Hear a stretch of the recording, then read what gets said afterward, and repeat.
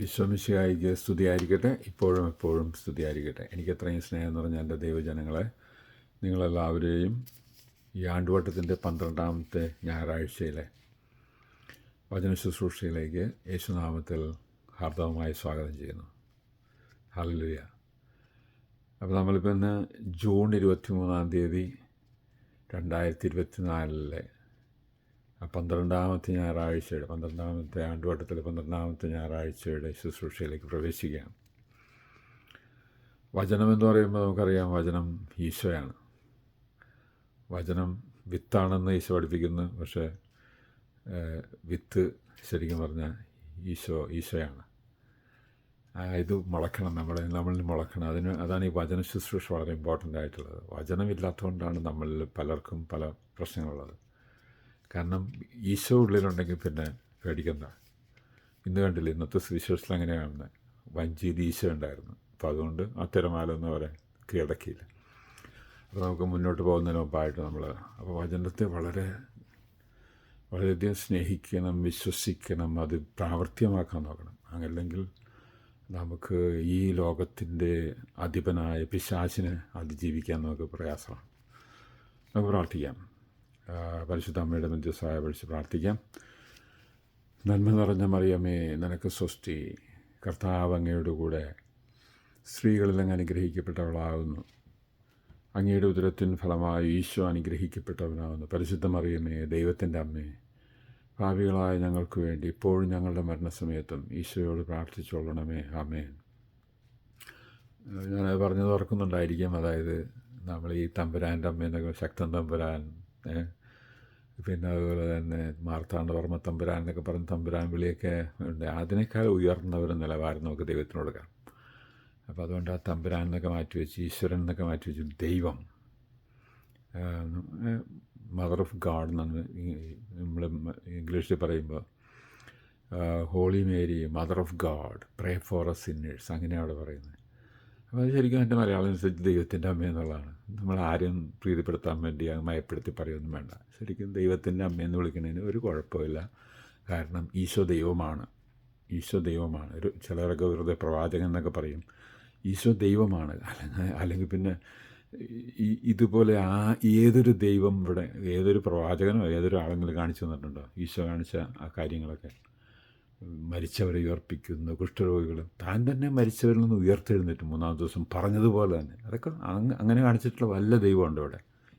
ആരുടെങ്കിലും ദൈവമുണ്ടോ? ഇല്ല. അപ്പം അതുകൊണ്ട് ഈശോ ദൈവമാണ്.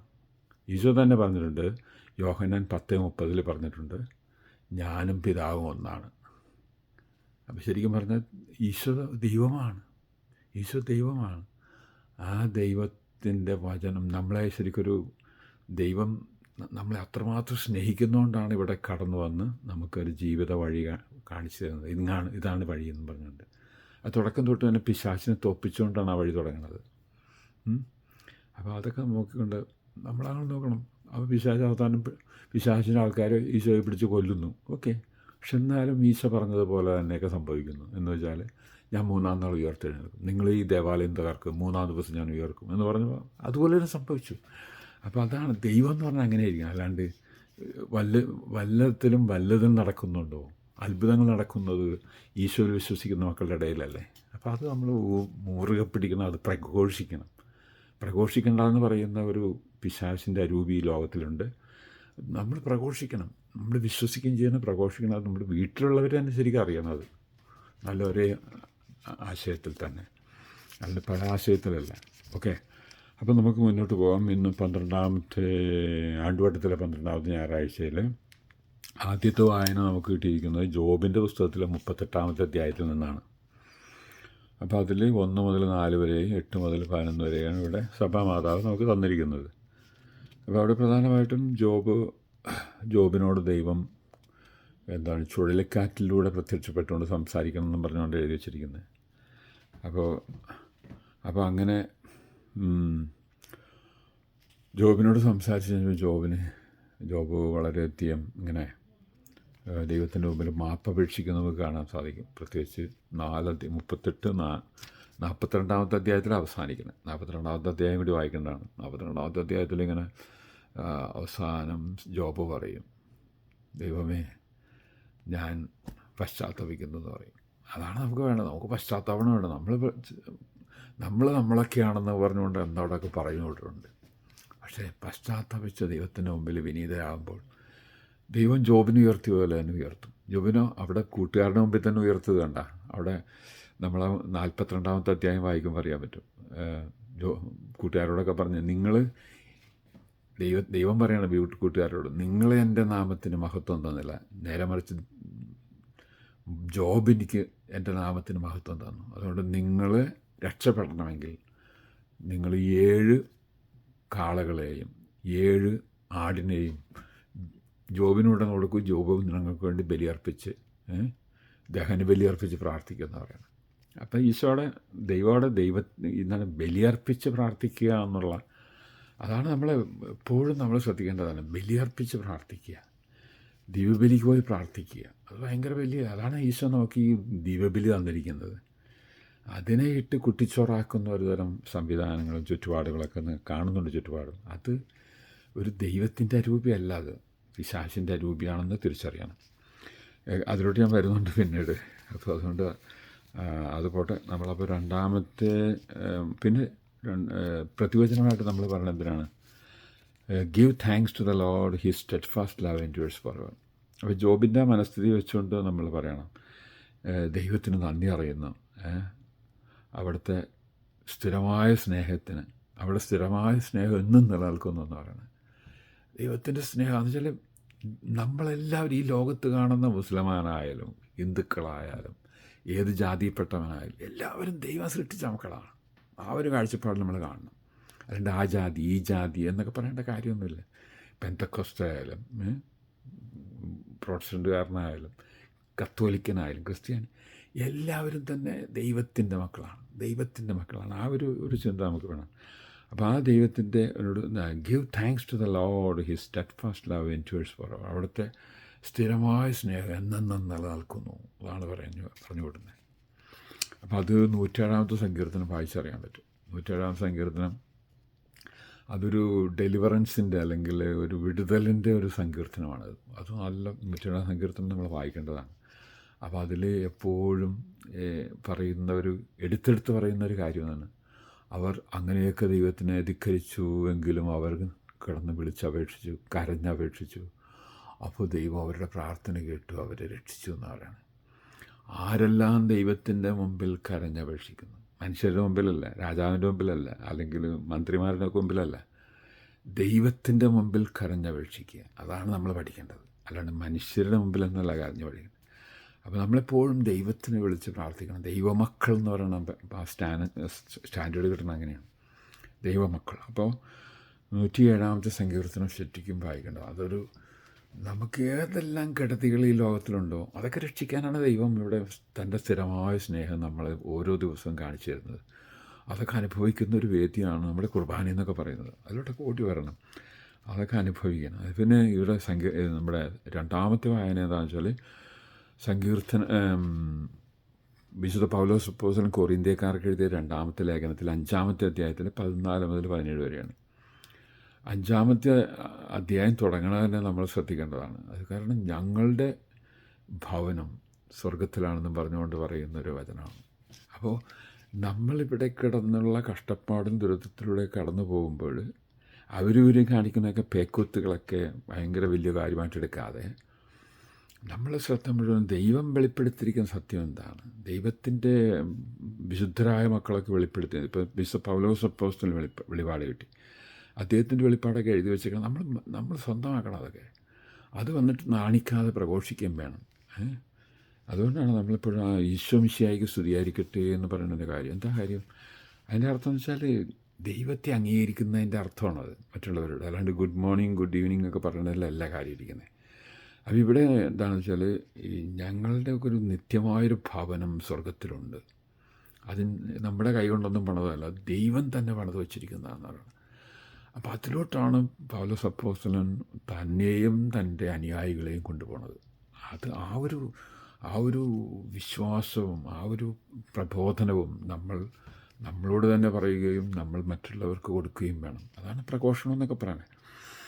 അപ്പം അതിനെക്കുറിച്ചാണ് ഇവിടെ പറയുന്നത്. അപ്പോൾ അതുകൊണ്ട് ഇവിടെ പറഞ്ഞിട്ടില്ലേ, ആരെങ്കിലും ജീവിക്കുന്നുണ്ടെങ്കിൽ അത് കർത്താവിന് വേണ്ടി ജീവിക്കുക. കാരണം കർത്താവാണ് നമുക്ക് വേണ്ടി മരിച്ച് നമുക്ക് ഈ സ്ഥാനം മേടിച്ചു തന്നു. ഈശോ നമുക്ക് വേണ്ടി പാടുപെടുകൾ സഹിച്ച് മരിച്ചത് എന്തിനു വേണ്ടിയാണ്? ഈശോയ്ക്ക് വേണ്ടിയായിരുന്നില്ല. ഈശോ മരിച്ചത് എനിക്കും നിനക്കും വേണ്ടിയാണ്. ഈശോ എനിക്കും നിനക്കും നമ്മുടെ പാപത്തിന് പരിഹാരം ചെയ്യാനും നമുക്ക് പാപപൂർത്തി കിട്ടി നമ്മളെ ശുദ്ധരാക്കി നമ്മളെ സ്വർഗത്തിന് പറ്റിയവരാക്കി മാറ്റിയെടുക്കാൻ വേണ്ടിയാണ് ഈശോ.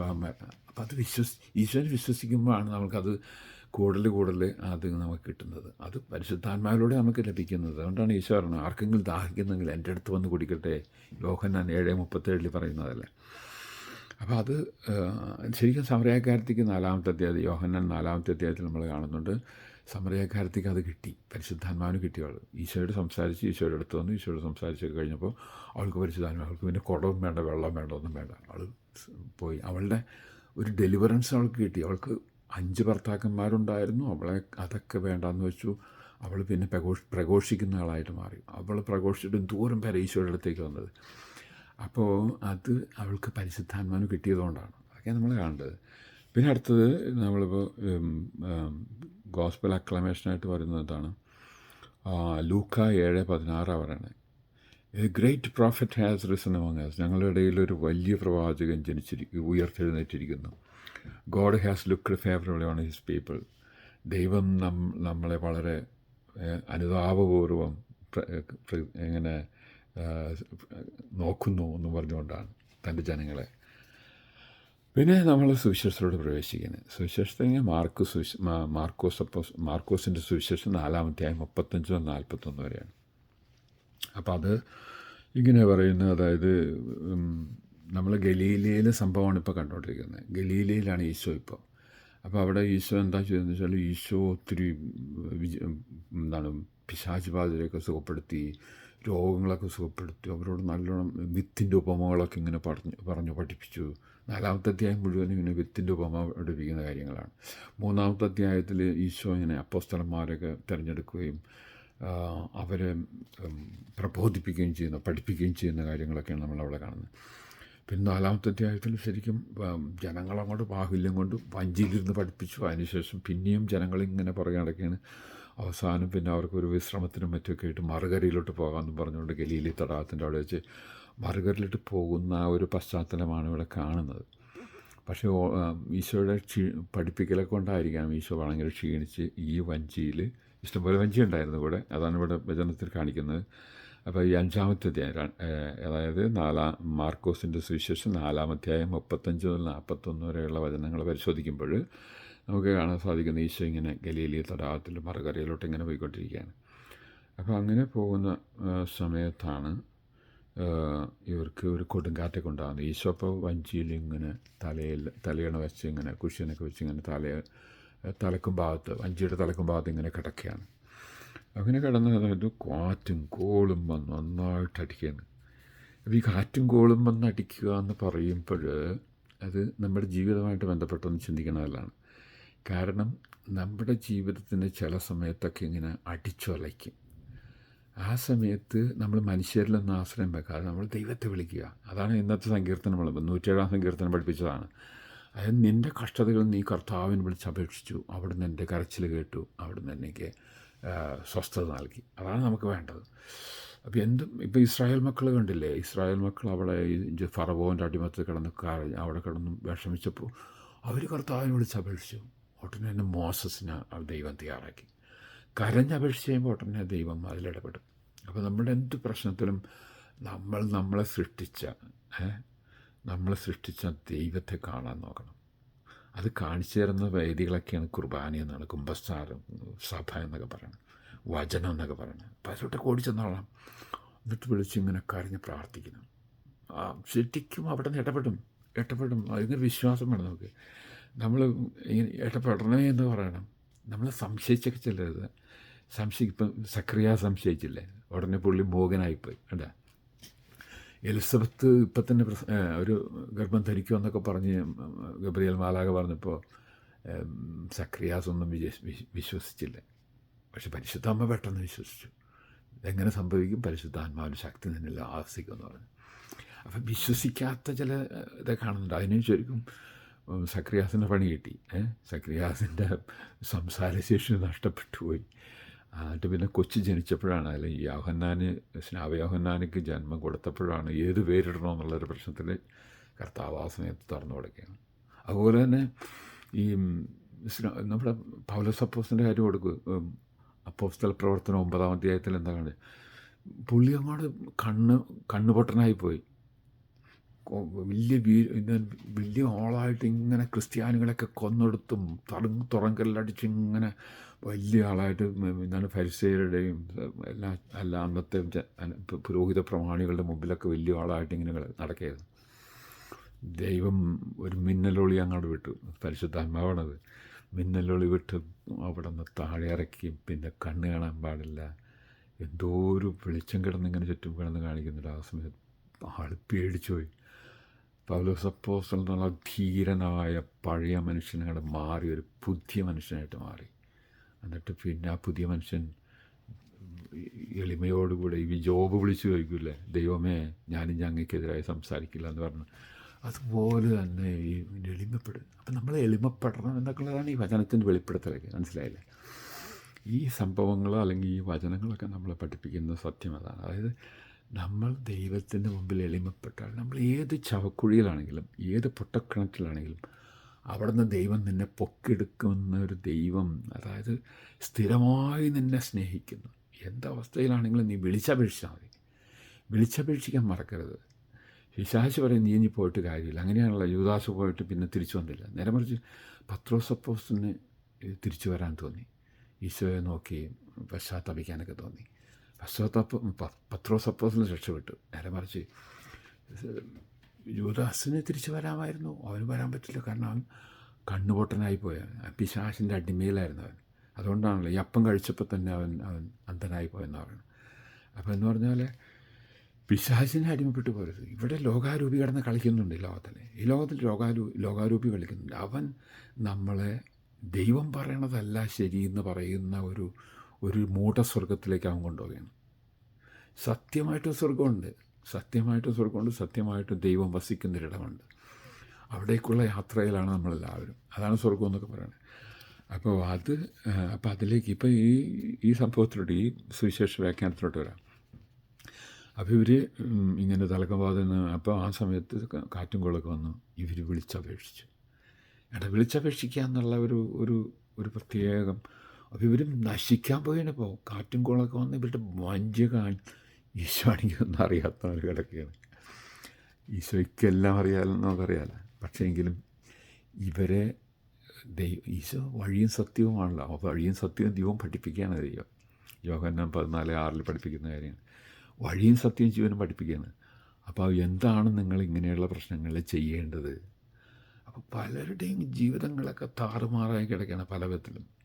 അത് പല പൈശാചിക സ്വാധീനങ്ങളും ബന്ധനങ്ങളും. ഇപ്പോൾ ഈ കാറ്റും മഴ എന്നൊക്കെ പറഞ്ഞാൽ എന്താണ്? ഇപ്പോൾ ഒരു പിശാച് ബാധിതനെ കൊണ്ടുവന്ന് ഈശോയുടെ മുമ്പിൽ എറിയുന്ന ഈശോ മിണ്ടരുത്, ഇറങ്ങിപ്പോന്നൊക്കെ പറയുന്നു. അതേപോലെ തന്നെയാണ് ഈ കാറ്റിനോടും ഈശോ പറഞ്ഞത്, ശാന്തമാകുക എന്നൊക്കെ പറഞ്ഞുകൊണ്ട് ഈശോ അവിടെ കൽപ്പിക്കുകയാണ്. അപ്പോൾ ഈ പ്രകൃതിക്ഷോഭം എന്ന് പറയുന്ന ആ സംഭവത്തിൻ്റെ മുമ്പിലും നമുക്ക് ഈ ഒരു വിചാരം വന്നു. നമ്മൾ വെറുതെ എന്താണ് വാനനിരീക്ഷകന്മാർ അങ്ങനെ പറഞ്ഞിരിക്കുന്നു, ഇങ്ങനെ പറയുന്നു, അതാണ് സംഭവം. എന്ത് ഈ ലോകത്തിൽ നടന്നാലും ആ പ്രശ്നം ദൈവത്തിന് കൊടുക്കുക. കാരണം ഇന്ന് ആദ്യത്തെ വായനയിൽ അതല്ലേ പറയണേ. അതായത് ജോബേ, ഈ ആകാശത്തിന് ഭൂമിയൊക്കെ ഉണ്ടാക്കിയത് സമയത്ത് നീ എവിടെയായിരുന്നൊക്കെ ചോദിക്കണ ഒരു ചോദ്യമില്ല അവിടെ. അപ്പോൾ എന്ന് പറഞ്ഞതുപോലെ സർവത്തിൻ്റെ നിയന്താവ് ദൈവമാണെന്ന് അംഗീകരിക്കാൻ പറ്റിയ ഒരു എളിമ നമുക്ക് വേണം. അവിടെ നിന്നാണ് എല്ലാം നയിക്കണതെന്നും അവിടെ നിന്ന് എല്ലാ പ്രശ്നങ്ങളും പരിഹരിക്കുമെന്നും ഏത് കൊലം കുത്തിയ പിശാച് വന്നാലും അതിനെ അട്ടിച്ചമർത്താൻ പറ്റിയ അതിലും അത്യുന്നതനായ ദൈവത്തിന് നമുക്ക് കാണാൻ സാധിക്കണം. അതാണ് ഇവിടെ കാണിക്കുന്നത്. അപ്പോൾ ഞാനിപ്പോൾ ചുരുക്കത്തിലോട്ട് വരാൻ വേണ്ടി ഇത് വേറെ സംഭവത്തിലോട്ട് ചൂണ്ടുന്നുണ്ട്. അതായത് അടുത്ത അധ്യായം 5-ാമത്തെ അധ്യായമാണ്. മാർക്കോസ് 5-ാമത്തെ അധ്യായത്തിലേക്ക് ഈശോ പോകുമ്പോൾ പോകരുത്, ഈശോ അവിടെ എത്തരുത് എന്നും പറഞ്ഞ് പിശാച് കാണിക്കുന്നൊരു തരം വേൽത്തരമാണ് ഈ സംഭവം, ഈ കൊടുങ്കാറ്റെന്നൊക്കെ പറയുന്നത്. പക്ഷേ ഈശോ അതിനെ തോൽപ്പിക്കുന്നു. പിന്നെ അവിടെ ചെന്ന് എന്താണ് ആ സ്ഥലത്തിൻ്റെ പേരെന്താണ്? 5-ാമത്തെ അധ്യായം. Hallelujah, hallelujah, hallelujah, hallelujah, hallelujah. നമുക്കത് നോക്കാം. എന്താണ് 5-ാമത്തെ അധ്യായത്തിൻ്റെ പേര്? അവർ കടലിൻ്റെ മറുകരയിൽ ഗരസേനരുടെ നാട്ടിലെത്തി. കണ്ട, ഗനസേരുടെ നാട്ടിലെത്തിക്കാൻ ശവകുടീരത്തിൽ കിടക്കുന്ന മകനെ സുഖപ്പെടുത്താൻ പോവുകയാണ്. അപ്പോൾ അതിക്ക് മുമ്പ് ഈശോ അവിടെ വരരുത്, അവനിൽ നിന്നും പിശാചിനെ ഒഴിവാക്കരുത് എന്നൊക്കെ പറഞ്ഞ് മുൻകൂട്ടിയുള്ളൊരടിയാണ് ചെകുത്താനോട് കൊടുത്തത്. പക്ഷേ ഇതെല്ലാം ദൈവമായ ഈശോ അതൊക്കെ തിരിച്ചറിഞ്ഞിട്ട് ഈശോ അതിനെ ശാസിക്കുകയും. അപ്പോൾ നമ്മുടെ ഈ ലോകത്തിലുള്ള പ്രശ്നങ്ങളുടെ മുഴുവൻ, രോഗമായാലും പാപമായാലും അല്ലെങ്കിൽ ശാപമായാലും എന്തൊക്കെയായാലും, അതിൻ്റെ പുറകിൽ ഒരു സാത്താൻ്റെ പ്രവർത്തനമുണ്ട് എന്നുള്ളതാണ് നമ്മൾ അറിയേണ്ടത്. അതിനെ തോൽപ്പിക്കാൻ, അതുകൊണ്ടാണ് ഈശോ രക്ഷകനാകണത്. അല്ലെങ്കിൽ പിന്നെ ഈശോനെ രക്ഷകൻ എന്ന് വിളിക്കുന്ന കാര്യം എന്താ? അതായത് ഈ ദുഷ്ടാരൂപിയെ, അതുകൊണ്ടല്ല ഈശോ പരസ്യജീവിതം തുടങ്ങുമ്പോൾ തന്നെ ഈശോനെ പിശാച് അത് തടയാൻ വന്നു. ഈശോ അതിനെ അതിജീവിച്ച് നമുക്കൊരു വഴിയും സത്യവും ജീവനും കാണിച്ചു തന്നു. വചനം ഉപയോഗിച്ച് അവിടെ നിന്ന് പിശാചിനെ തോൽപ്പിച്ചു. വചനം സമം ഈശോ. വചനം ഉണ്ടായിരിക്കണം നമ്മൾ. വചനത്തെ വിശ്വസിക്കണം, വചനത്തെ പ്രഘോഷിക്കണം. വചനത്തെ പ്രഘോഷിക്കണ്ട എന്ന് പറയുന്ന ഒരു ഇതുണ്ടെങ്കിൽ, പള്ളിയിലൊക്കെ പോയി മിണ്ടാതിരിക്കണം എന്ന് പറയുന്നതുണ്ടെങ്കിൽ, പ്രാർത്ഥിക്കണ്ട എന്ന് പറയുന്നൊരു അരൂപി അവൻ നീ പിശാചിന് അടിമയായി എന്നുള്ളതാണ് എൻ്റെ അർത്ഥം. പിതാവിൻ്റെയും പുത്രൻ്റെയും പരിശുദ്ധാത്മാവിന്റെ നാമത്തിൽ ആമേൻ. ഈശോ മിശിഹായ്ക്ക് സ്തുതിയായിരിക്കട്ടെ, ഇപ്പോഴും എപ്പോഴും സ്തുതിയായിരിക്കട്ടെ.